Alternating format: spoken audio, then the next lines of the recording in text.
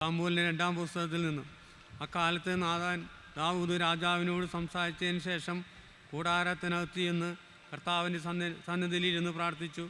ദൈവമായ കർത്താവേ, അങ്ങ് എന്നെ ഇത്രത്തോളം ഉയർത്താൻ ഞാനും എൻ്റെ കുടുംബവും എന്താകുന്നു? ദൈവമായ കർത്താവേ, ഇത് അങ്ങേക്ക് എത്ര നിസാരം!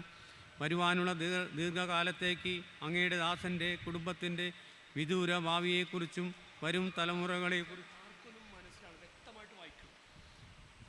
തലമുറകളെക്കുറിച്ചും അങ്ങ് അരുളി ചെയ്തിരിക്കുന്നുവല്ലോ.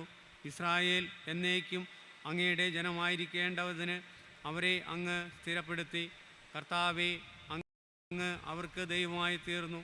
ദൈവമായ കർത്താവേ, അങ്ങയുടെ ദാസനോടും കുടുംബത്തോടും അരുളി ചെയ്തിരിക്കുന്ന വചനം എന്നേക്കും സ്ഥിരപ്പെടുത്തി അങ്ങയുടെ വാക്ക് നിവർത്തിക്കണമേ.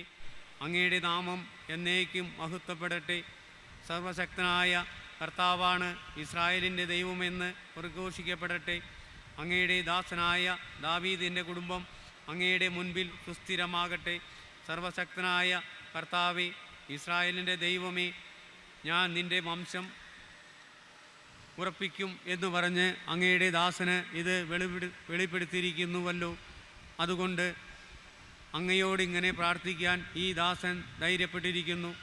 ദൈവമായ കർത്താവേ, അങ്ങ് തന്നെ ദൈവം. അങ്ങയുടെ വചനം സത്യം. ഈ നല്ല കാര്യം അടിയനോട് അങ്ങ് വാഗ്ദാനം ചെയ്തിരിക്കുന്നുവല്ലോ. അടിയൻ്റെ കുടുംബം അങ്ങയുടെ മുമ്പിൽ നിന്ന് ഒരിക്കലും മാറിപ്പോകാതിരിക്കേണ്ടതിന് അതിനെ അനുഗ്രഹിക്കാൻ തിരുവുള്ളമാകണമേ. ദൈവമായ കർത്താവേ, അങ്ങ് വാഗ്ദാനം ചെയ്തിരിക്കുന്നു. അവിടുത്തെ അനുഗ്രഹത്താൽ അടിയൻ്റെ കുടുംബം എന്നേക്കും അനുഗ്രഹീതമാകും. കർത്താവിൻ്റെ വചനം. ദൈവത്തിന് നന്ദി.